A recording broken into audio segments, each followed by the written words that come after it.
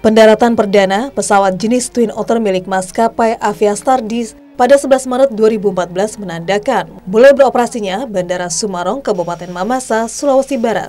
Peresmian bandara yang menghabiskan anggaran hingga 107 miliar ini dilakukan Wakil Menteri Perhubungan Bambang Susanto.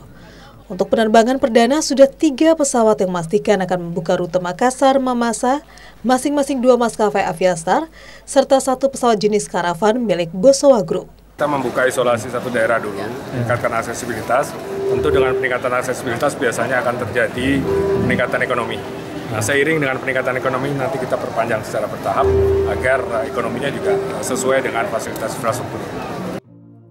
Bandara Sumarong sendiri memiliki panjang landasan pacu 9.000 meter dan lebar 30 meter. Rencananya panjang landasan pacu akan ditambah hingga 1.200 meter pada akhir tahun 2014 ini. Edwin Arwan Pitu, Mamasa, Sulawesi Barat.